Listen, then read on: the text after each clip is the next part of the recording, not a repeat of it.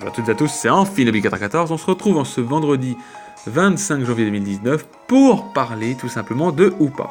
Hoopa, qu'est-ce que c'est? C'est simplement un Pokémon fabuleux de la 6ème génération, qui est le type Psy-Spectre et qui a obtenu une nouvelle forme dans Ruby Omega Sapphire Alpha, mais on en parlera après. Psy-Spectre, c'est mauvais. Enfin, pour lui, c'est mauvais. Lunala, encore, il s'en sort. Parce qu'il y en a certains qui diront « Ouais, mais il a le même type que Lunala. » Oui, c'est vrai. Mais Lunala, il s'en sort par rapport à lui. Il a 80 en PV, 110 en attaque, 60 en défense, 50 en attaque spéciale, 130 en défense spéciale et 70 en vitesse. Alors quand on voit comme ça, dans l'ensemble, on va dire bah c'est bon, il a que la défense qui est mauvais. Oui, ok, on est d'accord. Mais le problème, c'est qu'il a l'immunité spectre normale, donc certains vont dire mais ça c'est cool. Ok, il résiste au type poison et au type psy, ok. Mais il a une grosse faiblesse en x4. Il a deux grosses faiblesses en x4.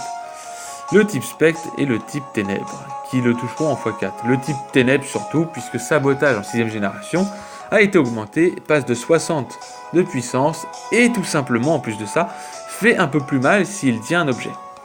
Alors certains vont dire, bah alors dans ces cas-là, on lui fait pas tenir d'objet. Oui, de toute façon, ça peut être utile, puisque son talent c'est magicien. Et qu'est-ce que ça fait magicien? Vole l'objet de l'adversaire.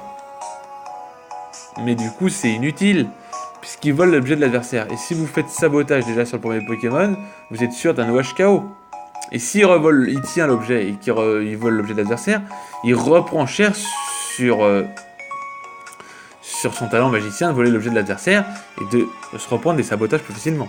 Quant au Bas-L'Ombre, parce que c'est pour moi des attaques spectres, bon Bas-L'Ombre est une des plus grosses faiblesses, où il prend extrêmement cher. Contrairement à Lunala, qui est beaucoup mieux, puisque Lunala est en full vie à bouclier spectral qui lui permet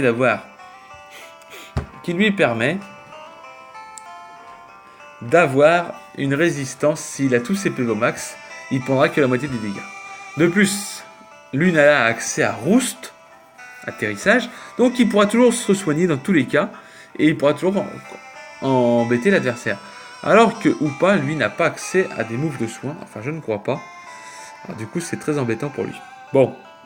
La meilleure statistique d'attaque spéciale du tiers, un vaste boost pool, une excellente défense spéciale, des PV corrects, deux immunités intéressantes. Mais une très mauvaise statistique de défense, une vitesse trop juste, moyenne offensivement, et les doubles faiblesses au type ténèbres et spectre très gênantes le rendent vulnérable à deux attaques de priorité comme Kuba ou Ombre Portée, qui le déboîteront si vous avez un adversaire qui se boostera. Il faut savoir qu'il a quand même accès à Destiny Bond, qui peut être utile. Destiny Bond lui permettra tout simplement de faire en sorte que si vous tombez KO, vous mettez KO l'adversaire, et c'est peut-être l'un des 7 qu'on peut jouer sur lui, mais il a même pas farceur en talent, ce qui est dommage. Ainsi que très présent sabotage dans les talents situationnels. Il est joué avec la Spectrosélite, le talent magicien. Il est joué timide, donc plus vitesse, moins attaque, 248 en attaque spéciale, 8 en défense spéciale et 252 en vitesse. Il est joué clonage, machination, exploit force et Bas-L'Ombre. Bas-L'Ombre avec la Spectrosélite à plus 2, ça peut faire de gros dégâts. Remplacez la Spectrosélite par l'Orbelly ou les restes. Moi je vous conseille la Spectrosélite. Puisque la Spectrosélite ne pourra pas tomber, certes vous pourrez des dégâts de sabotage, mais ça fait que vous n'aurez pas l'Orbelly ou les restes qui vous feront que vos dégâts sur sabotage prendront beaucoup plus. Voilà. On peut le jouer choc psy, remplacer machination par plénitude ou jouer la combat élite à la place de la spectrosélite.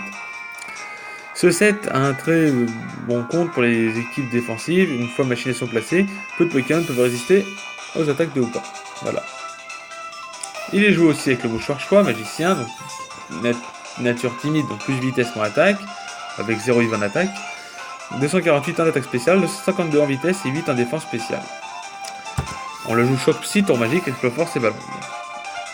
Et il est joué avec le mouchoir chat pour augmenter. Donc c'est-à-dire qu'il frappera, il se bloquera sur l'attaque. Si vous faites exploit force, il sera bloqué sur exploit force. Ballon, il sera plus rapide. Option, remplacer tour magique par nœud d'herbe. Même équipé de mouchoir chat, Hoopa se fait toujours dépasser par les Pokémon plus rapides du tiers par d'autres utilisateurs de Choice Card, donc le mouchoir chat. Un set avec les lunettes choix, ou un set All-Out Attacker, Pokémon 4 attaques offensives. Les partenaires utiles sont Hoopa, qui a un déguisement intéressant pour Zoroark.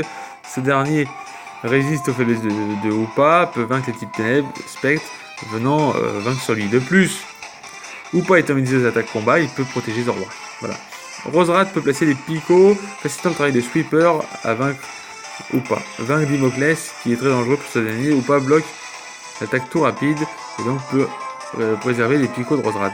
Hoopa peut éliminer les Pokémon de combat comme Chelours, Pandarvar ou Maconier qui gênent le placement d'Inéon. Et l'Inéon peut être utile avec la baie Citrus, Cognobidon, qui lui permettront de faire des dégâts, de se frapper, augmenter son attaque à plus 6 et de pouvoir placer des vitesses extrêmes à l'infini.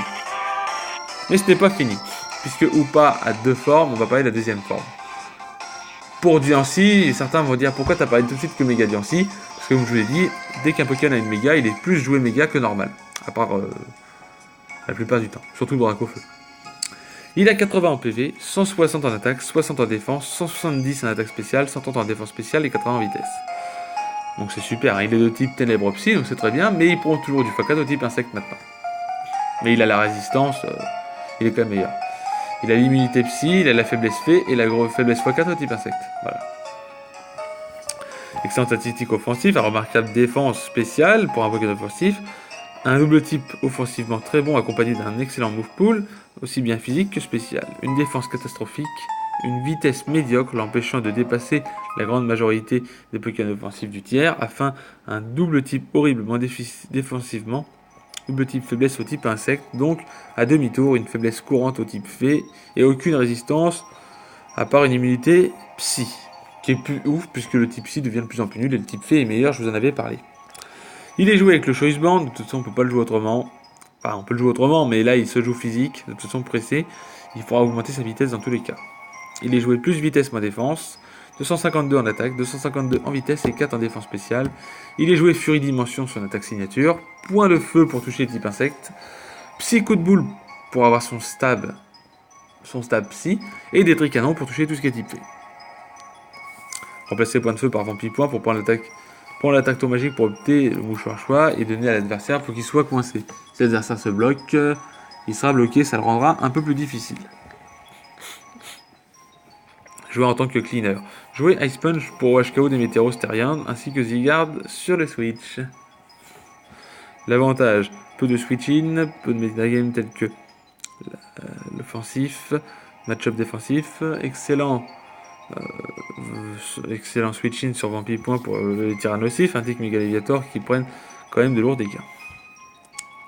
Voilà, attention, Hoopa ne pourra utiliser qu'une seule fois, ce qui rendra difficile de spam même des attaques renforçantes de 50-50. De plus, de Météorostérion peut venir l'intimider, ce qui baissera son attaque, afin sa faible vitesse, en faire un Pokémon facile à Revenge Killer. De plus, donner le mouchoir choix à des Météoros, c'est inutile, parce que la plupart du temps, des Météorostériennes, totémiques, tient la plupart du temps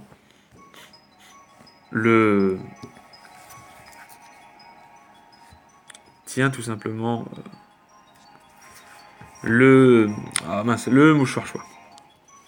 Il est joué aussi avec les lunettes choix, où il est joué Vibroscure, Choc Psy, Tour Magique, Explore Force, avec nature timide, puis vitesse moins attaque, 252 en attaque spéciale, 4 en défense spéciale et 252 en vitesse. Vibroscure, Choc Psy, Tour Magique, Explore Force, 0 IV en attaque, c'est inutile.